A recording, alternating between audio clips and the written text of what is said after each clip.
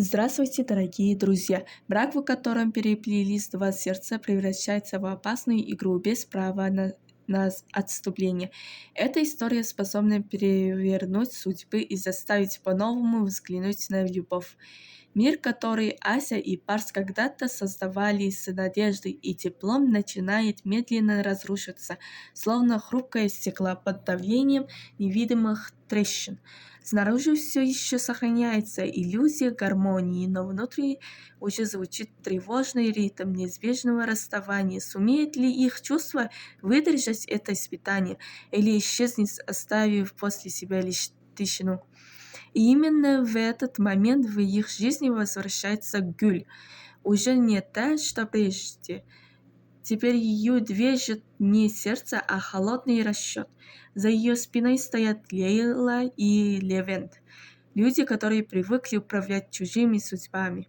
Их продуманный план постепенно затягивает Асию и Парса в ловушку, из которой невозможно уже не выхода.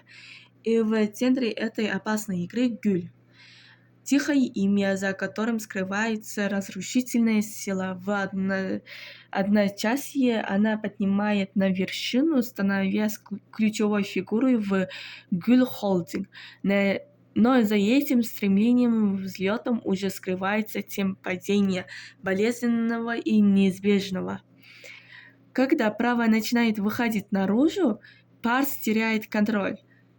Одно неверное понимание разжигает в нем бурю эмоций, напряженным достигая предела. Слова ранят сильнее действий, и тайны, скрытые в прошлом, одна за другой всплывают на поверхность.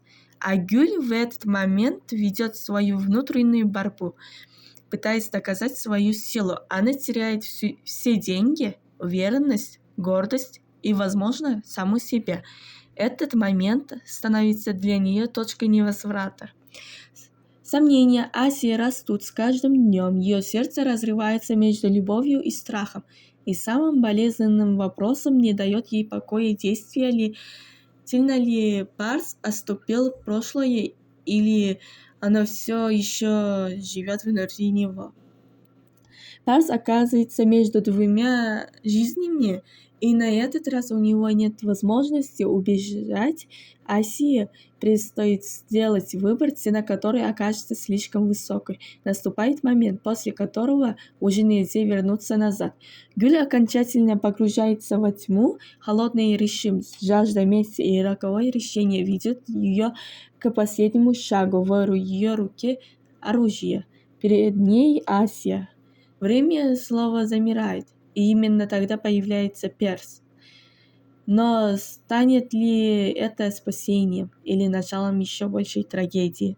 Друзья, как вы думаете, сможет ли любовь Асии и Парса выдержать все эти испытания, или прошлое все-таки разрушит их окончательно? Очень интересно узнать ваше мнение, обязательно напишите его в комментариях. Лично мне кажется, что в этой истории каждый герой уже перепишет ту грань, после которой невозможно остаться прежним. И, возможно, самое страшное – это не месть и не предательство, а тот выбор, который каждому из них придется сделать. Спасибо, что были со мной. До встречи в следующей серии.